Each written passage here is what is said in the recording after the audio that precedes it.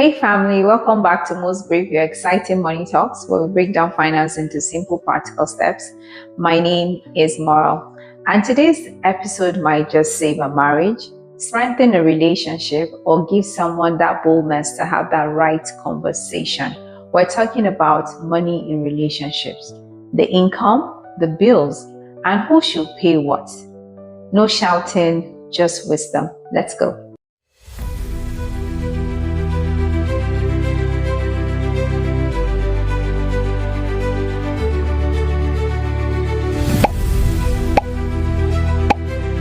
Talk about income honestly. Now let's start with where most people usually hide income. Who earns what in your home? Does your partner even know how much you earn? Talking about your income doesn't mean pride. It doesn't also mean exposure. It actually means teamwork.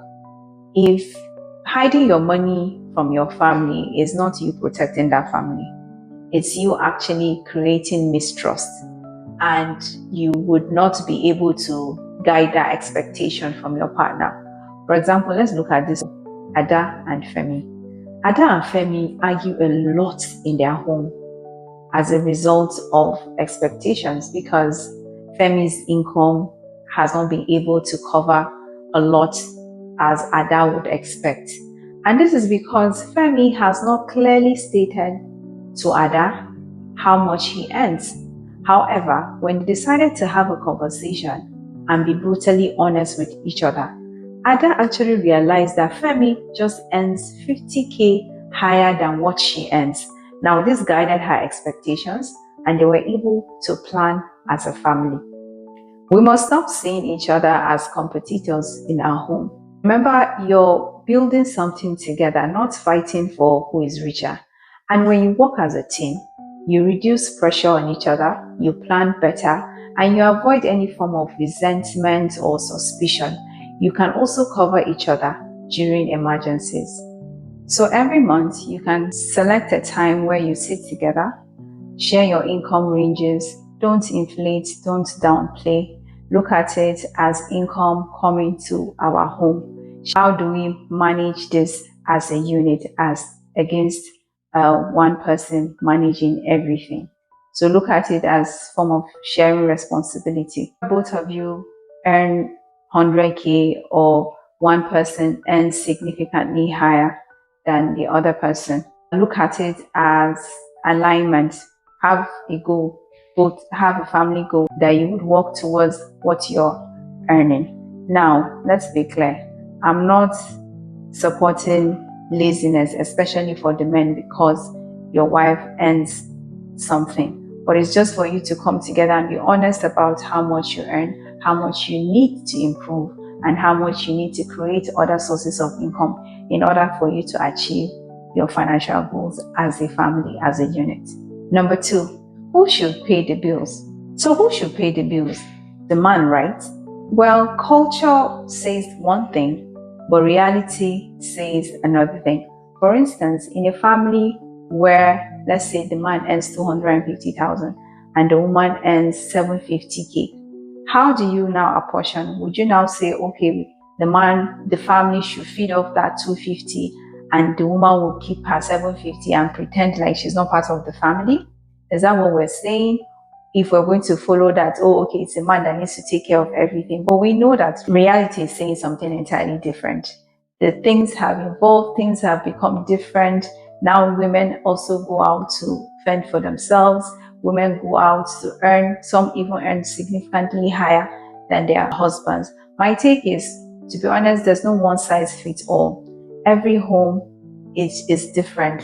And according to how you as a couple are able to agree and sit down and decide on how to manage your money and what works for you should be what you should adopt, not what another family is doing. There are families that, like I said, the wife earns significantly higher than the husband and the woman supports. But you will not hear her come out to say, oh, I'm the one that is feeding the family or anything. People don't say these things outside. So because your friend husband is the one that is taking responsibility 100% because he can, does not necessarily mean that that is what is applicable in your home. Now, like I said, I don't support laziness, and I'm not saying that the man should just fold his arms if his wife is earning significantly higher than him. But no, what it means is that we should support each other when it's needed.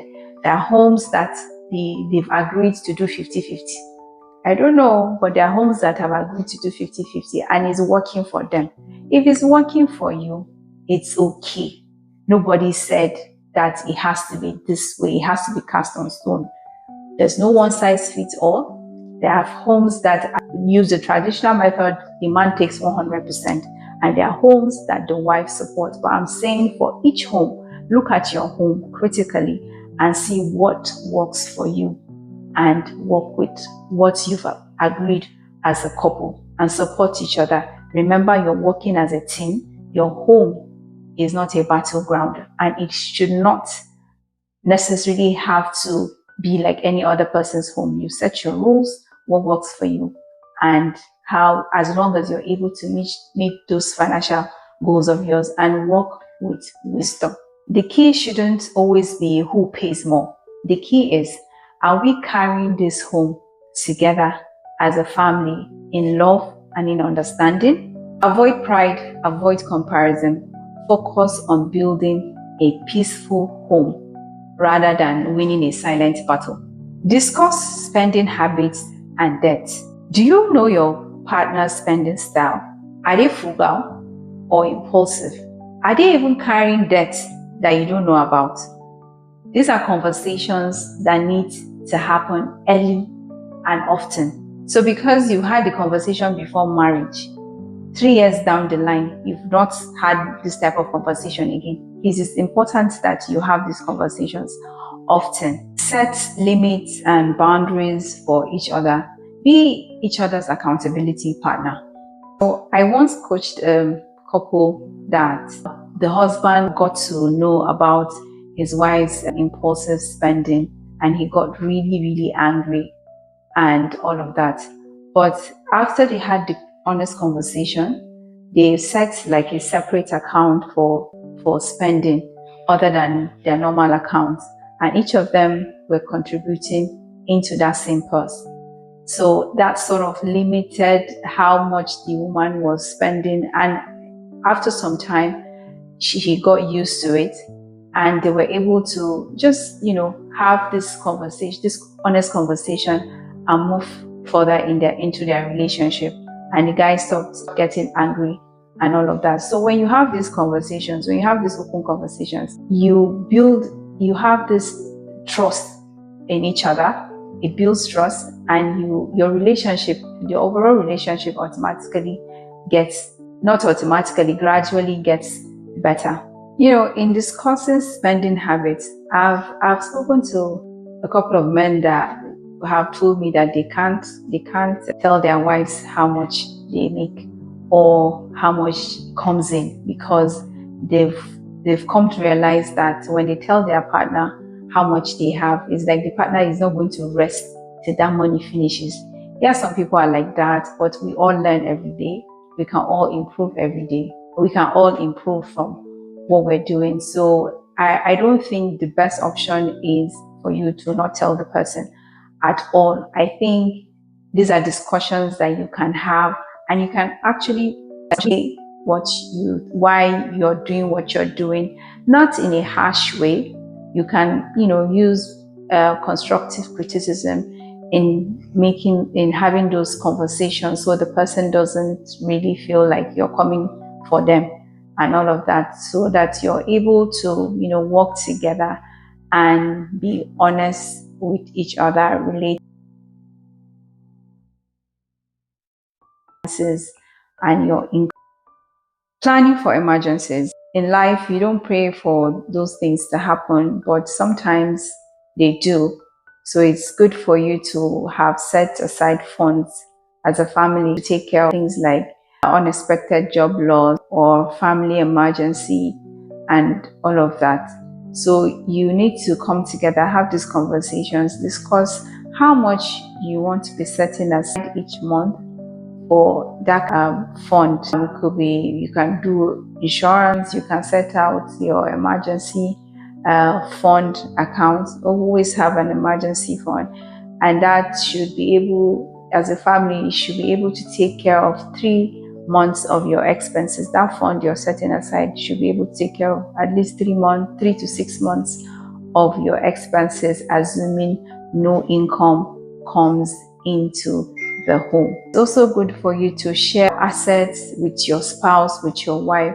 There was a story of a woman who lost her husband, right? Didn't have access to any of his accounts, didn't know his passwords or anything, and they had kids. This woman had to beg her in-laws for money that should be hers, So, like I said, we don't plan for these things to happen, but nobody even knows. There are people that have died and nobody even knows the money they have in their accounts, and those banks are just cashing out on those funds. And the family is there, his kids are suffering because he didn't think that his wife needed to know his assets or needed to know how much he had. That kind of mentality. Please, let's discuss these things with our spouses. Your spouse should know reasonably how much you have, the assets that you have. If you think you cannot tell her everything, or if you think you can't tell your husband, you should be honest enough to, even for the sake of the kids, let your partner know about these assets, because things happen unexpectedly. You don't have control over time. Don't allow love to blind you from wisdom. Plan for the unexpected together. Teaching your kids about money. It's never too early to start teaching your children good money habits or discussing money with them. I wish I knew a lot of things that I know now way earlier when I was growing up. So what your children see, they will repeat. Let them see you save, plan, and discuss about money freely and respectively in the home. You can start off by, when they're like 8, 9, you can start by giving them maybe 1,000 naira or 2,000 naira a week, and teach them how to maybe save 200 naira, pay tithes on 100 naira, then the 700 naira spend. Then the next week you come, you bring back the balance from the previous week. Just simple basic accounting, or not, let me not say accounting, like basic calculation or understanding of money and what is used for and how you can delay gratification. Say, okay, if you're able to, let's see, if you're able to save 5,000 naira in so weeks from the 1,000 naira I'm giving you every week. Let's see how you're able to do that. When you're able to delay some of the things you want to buy, at the end of that 3 months, you would get this. Assign something they like to them achieving those things, just so that they start learning early about good money habits. Let them see that mommy and daddy are partners in money, not opponents or rivals. So who do you think should pay the bills? Should we just stick to that? The man is supposed to take care of everything, as we're told, or as society has shown us? Or what do we think? My honest opinion is there's no one size fits all at all. There's no one size fits all. Different homes have different income coming in, and different homes have different person earning higher. There are homes that the women earn a lot more than their husbands, and there are homes that the men earn much more than their wives, or even as their wives, and they're fine, and they'll tell you, oh, okay, I know I don't want you to touch your money, and we're going to spend mine. It's fine. Like I said, there's no one size fits all. What works for you might not be what works for the other couple.